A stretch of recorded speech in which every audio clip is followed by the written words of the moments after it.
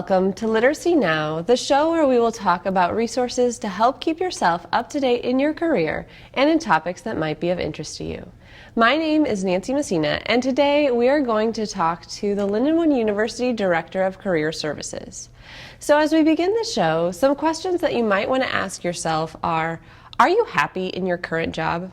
Is your career going the way you want it? If not, hopefully today's show will help you learn skills or places to go to find that job that will put your career back on track.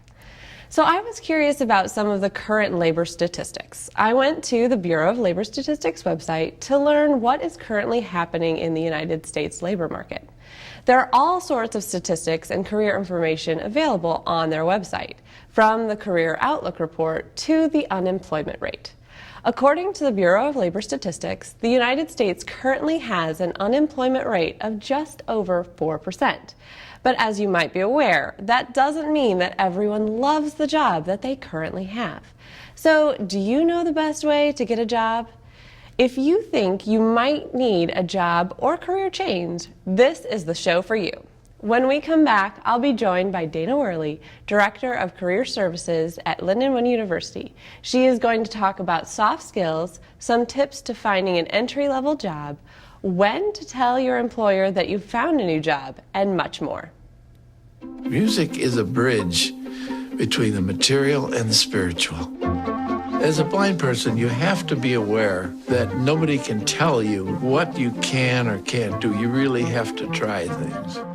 My wife, who was also blind, was a good cook. When she died, that's when I started Meals on Wheels. My name is Harvey Lauer. America, let's do lunch. Drop off a hot meal and say hello. Volunteer by donating your lunch break at americaletsdolunch.org.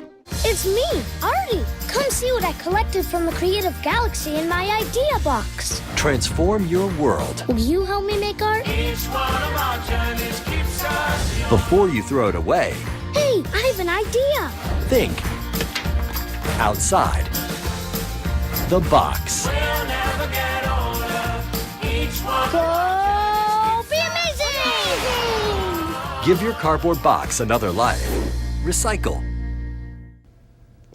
Welcome back. I'm now joined by Director of Career Services, Dana Wehrli. Hello and welcome, Dana. Thank you. So, could you tell us a little bit about yourself and what you do? I'm Dana Wehrli. I'm the Director of Career Services at Lindenwood University. I have over 20 years of experience helping graduates and alumni make that transition into the world of work or take that next step to a new opportunity. And we, in the Career Center, assist students with deciding on a career objective and then getting experience related to their goal. Awesome. So I noticed that the Career Center is now offering soft skill endorsement, or soft skills endorsement, and a badge program for students. What was the reasoning behind developing those programs, and what exactly do they entail? We're members of NACE, the National Association of Colleges and Employers, and they are the industry experts when it comes to what employers are looking for. Okay. And NACE identified 7 soft skills that employers all over the nation say that new hires tend to be lacking. Things like nonverbal communication, technical skills, collaboration, being able to work in a team. Okay. So we decided that, not only do Lindenwood graduates have those skills, it comes down to sometimes being able to leverage them and market that to potential employers. Sure. So we created this endorsement program so that our students could work on projects related to those skills and be able to articulate that to potential employers. Awesome. So is that something that they put on their resume, or is that what it's for? Or? Right. It's a digital badge that they can add to their resume, they can add to their LinkedIn profile, anywhere that they would want to highlight that information to potential employers. Okay. No, that's really cool. All right. So at the Career Services Center, I'm sure that you have a lot of students that are trying to find those entry-level jobs.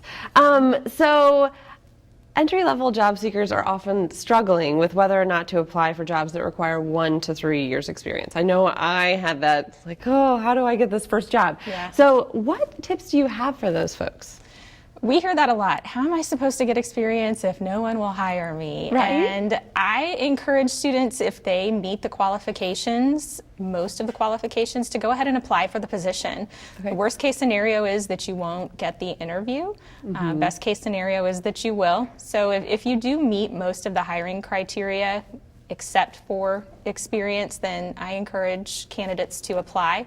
One way to get experience as a traditional entry-level job seeker is through internships and volunteer opportunities. Okay. So if you leverage those things, sometimes you do actually have that 1 to 3 years of experience that employers are looking for. And see, that's what I was wondering when doing the application process. What exactly does that 1 to 3 years experience mean? Is it a full-time job? Is it internships? Can it be kind of a hodgepodge of things? Most of the time, it's a full-time job or full-time job equivalent. Okay. So a student that has done 2 or 3 internships or has been very active in community involvement does have that experience many times that employers are looking for. All right. Very cool. Very cool. So I've heard the best time to find a job is that when you already have one. I mean, I can kind of say that with my own, like trying to get a job. It seemed easier when I already had a job. Right. So what advice do you have for folks who are currently unemployed? Sure. That is Because it's stressful to be unemployed. At least Sure. I felt that way. right.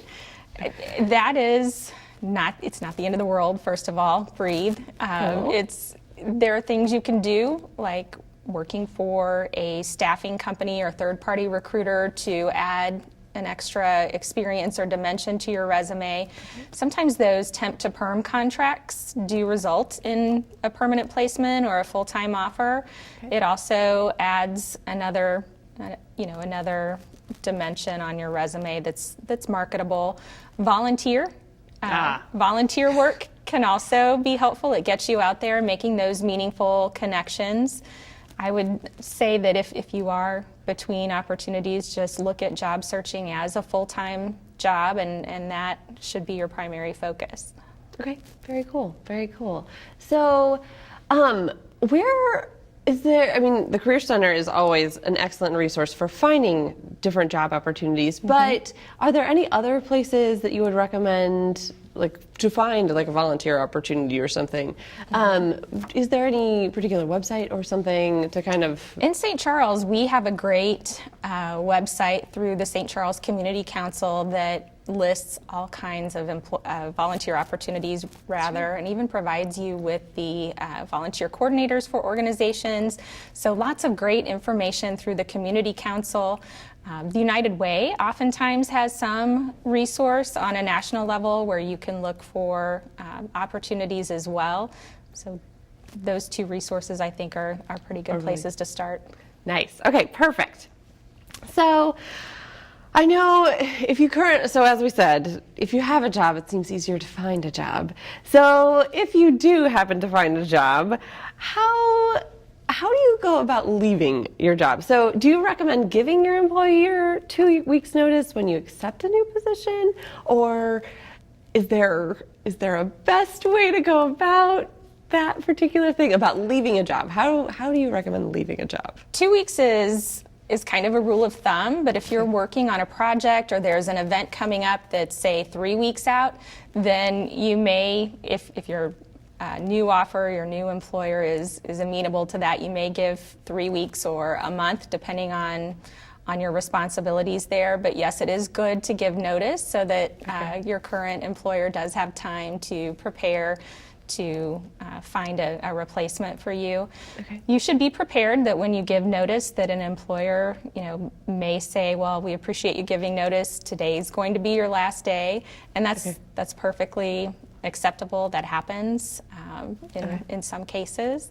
But yeah, 2 weeks, I think, is it's a professional courtesy that we should all observe. Okay, so definitely keep that in mind. Like, you want to have that professional courtesy. So that's good. So how do job seekers leverage social media in their job search? So there's so many different social media outlets out there. Is there any particular way to leverage that or make it work for you? LinkedIn is probably one of the more prominent tools that job seekers can leverage. I've heard it referred to as the Facebook for job seekers. Okay. It's a great way to connect with folks in a particular industry or alumni from your university that may be open to connecting with you because they have a heart for helping other alumni. They've been entry-level job seekers at one point or another. So lots of great ways to use LinkedIn to leverage that. I would say make sure that your profile is complete, that you've had a number of endorsements on skills that are particularly strong for you or skills that you want to highlight to potential employers. Some students have Twitter accounts that they use specifically for job seeking to connect with employers in a meaningful but brief way because tweets they tend to be fairly brief. Short. Pretty short. It's kind of like texting. But those meaningful connections and the way that they interact and relate with folks on Twitter can result in not just a connection, but can also help them learn more about a topic in the industry. So lots of different ways to leverage that.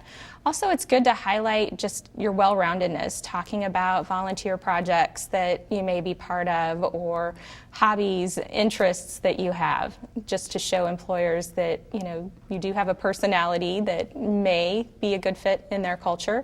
And employers like that. I think sometimes just being able to get a feel for who that person is and determine whether or not they're going to be a fit for the team and the culture. Okay, very cool. Is there any social media don'ts? Things you shouldn't do on social media? Sure. Bashing your current employer is obviously a big don't. If you have a bad day, you definitely want to vent about that to your BFF or your significant other, but don't take to social media to get that frustration out there. Okay.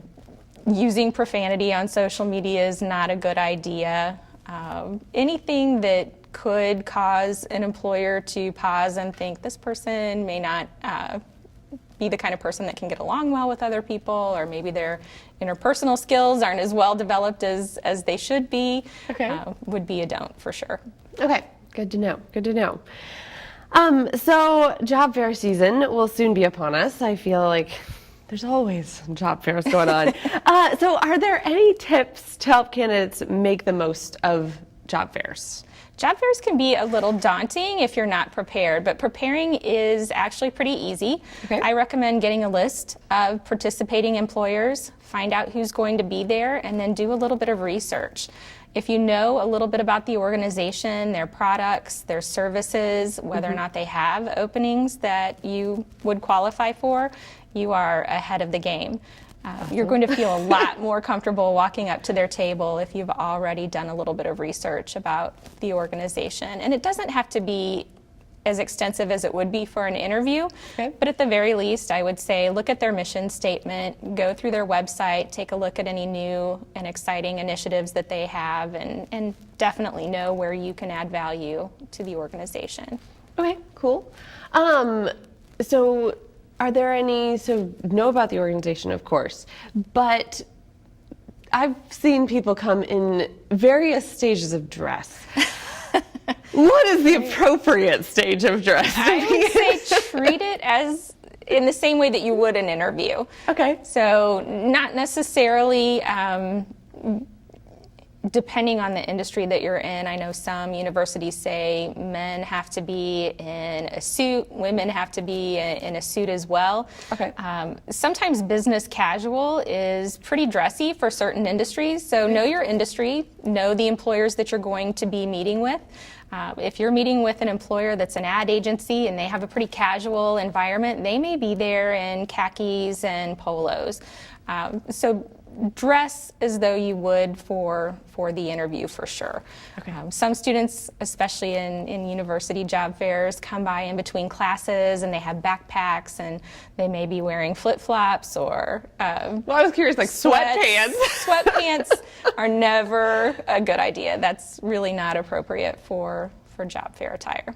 Okay, Cool. Now, the backpack thing, is that, I mean, if you're wearing appropriate clothes, but you do have your backpack, is that going to look bad, or does it just look like you're a student? It can be a distraction. Okay. So if it's something you're going to be messing with, or it's going to cause you to not focus on having that conversation with an employer, then I would say leave your backpack someplace else. A lot of times we'll have benches or places that you can park that while you're walking around at the tables. So distraction. So whatever the distraction might be, backpack or not. Minimize distractions. Okay, that's good. I'm one of those distracted people, so it's important to know. Don't bring distractions. Okay, very cool. And also, to job fairs, would you recommend having resumes or not? Like, what paper should I bring? Should I bring paper? I think a hard copy of your resume is always appropriate. Be prepared that when you meet with an employer, they may say, we really need you to apply online. Sure. Most employers, though, will take a resume and maybe even make notes on whether or not they want to follow up with that particular candidate after the event. So having a resume is definitely a good idea. A business card could be a good alternative, another tangible artifact to leave with the employer that they have. And you can get a little more creative with a business card. You can add color, include a photograph. So there are different things that you can do to make your business card stand out as well. Okay, very cool. So that's the next question I have for you. Are people still using business cards, or are there certain industries that shy away? How useful are business cards now? Are they just pieces of paper to throw away, or? I have read articles that talk about the death of the business card, but I can say that business cards are alive and well. I know that a lot of folks tend to lean on their cell phones to capture information about new contacts, but cell phones may not be readily available. They may not be charged. So a business card, again, it's a tangible artifact that you can leave with that person that has your contact information. And, you know, it's also another way to express your personality a little bit. I've seen certain industries include photographs. If you're in sales or marketing or financial planning, making that personal connection can sometimes be a challenge, but a smiling face with contact information can open a door for you. So I would say business cards are definitely still alive and well. Excellent. A question I just thought about regarding these different fairs. So if I do leave my business card or my resume, and they seemed pretty amenable to me as a candidate, when is it appropriate to reach out to them, or is it appropriate to reach out to them? Absolutely. Okay. It's a reciprocal conversation, so you want to get their business card as well. Okay. And within 24 hours, I would follow up with an email or a phone call to say thank you for your time. I enjoyed meeting you at yesterday's event. Okay. I really appreciated the opportunity to talk with you about your product services. If there was something specific that you spoke about, you can mention that.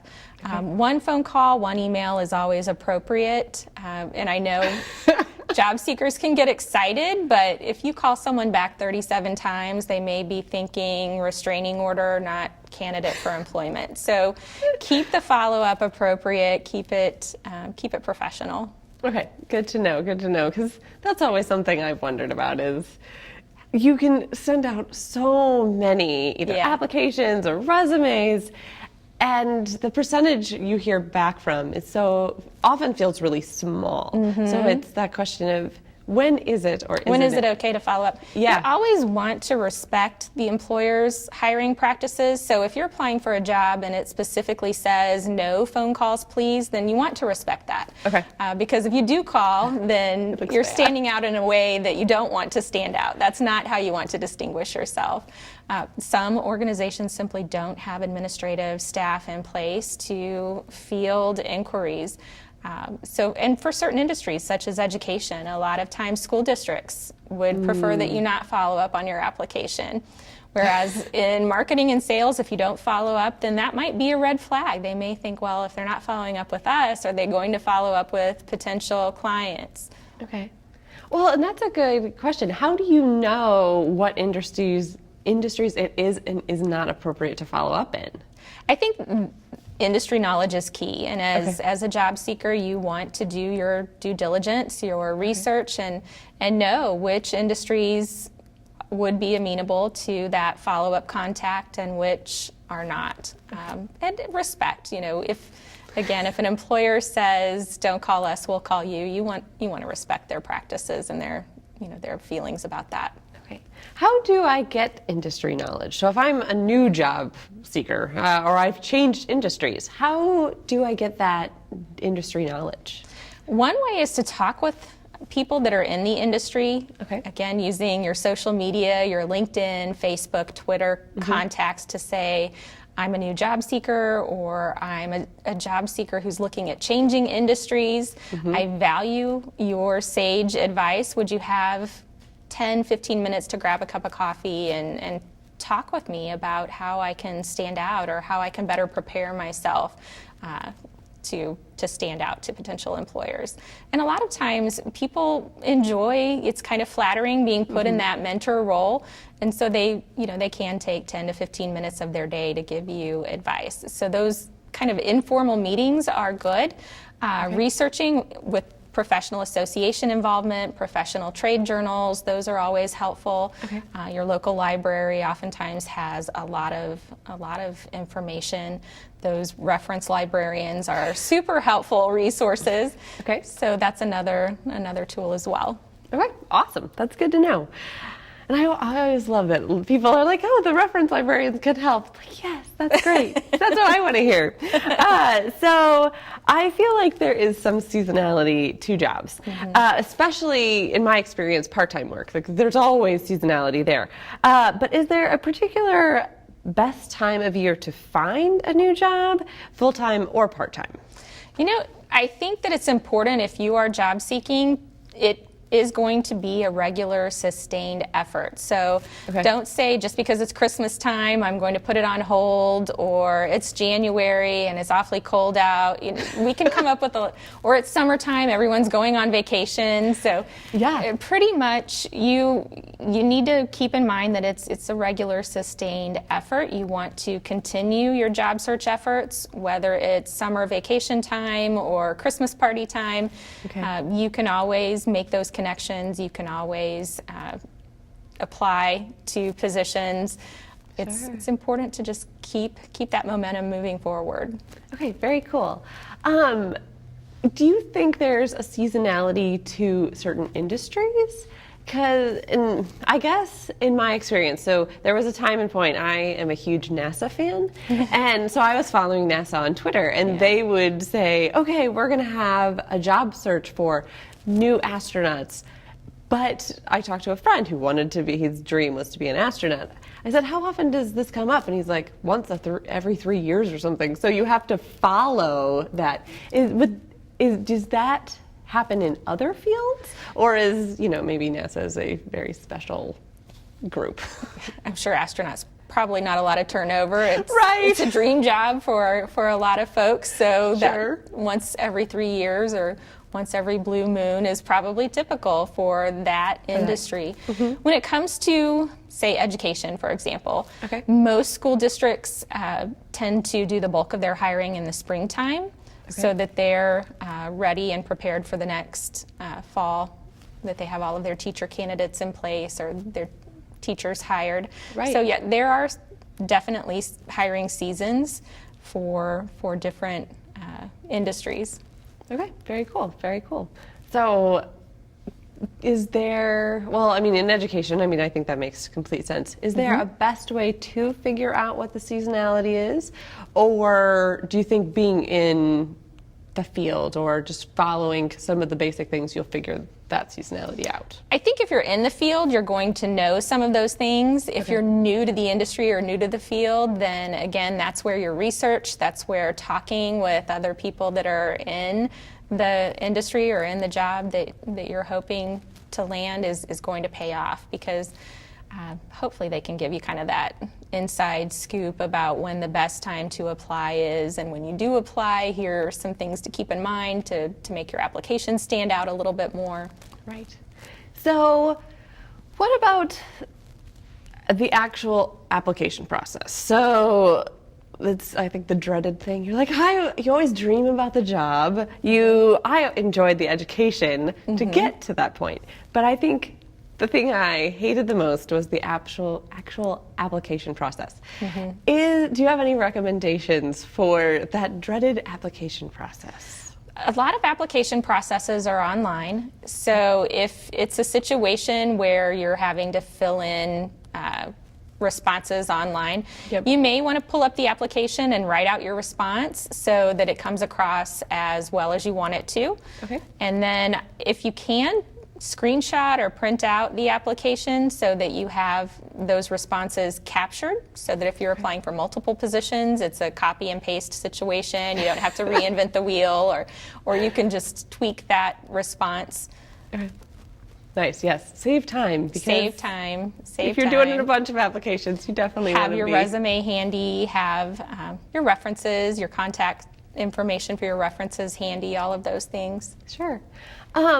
Any resume advice? How do you make your resume stand out? Because everyone's putting one out. So is there a best way to make your resume? Sure. Again, it depends on the industry that you're applying to. We typically say 1 page for every 10 years of professional experience. In higher education, though, having 4 or 5 or more pages is often standard because you're talking about workshops and publication and research initiatives. So you can't always drill that down to 1 page. So 1 page for 10 years of experience. You want to use conservative fonts. I know sometimes those flowery fonts can be attractive. They're so pretty. They are so pretty, but they can be difficult to read. And when you take into account that resume may get 30 seconds of someone's attention, you want to make sure that they can pull out the information that they need to get. So choose the default font like Calibri, or just a font that's easy to read. I would avoid using any color or anything too flashy if you're applying to a conservative industry. If you're applying to an industry where creativity and those skills are important, then you may have a logo that you incorporate on your resume. Use your best writing skills. You want to make sure that it's all spelled, everything's spelled correctly, and spell check is not always your best friend. So have at least 3 other sets of eyes proofreading it, giving you feedback.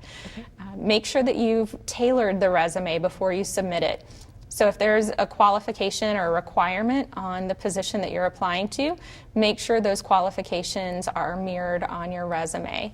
That's important. You don't want to just regurgitate what your job description says.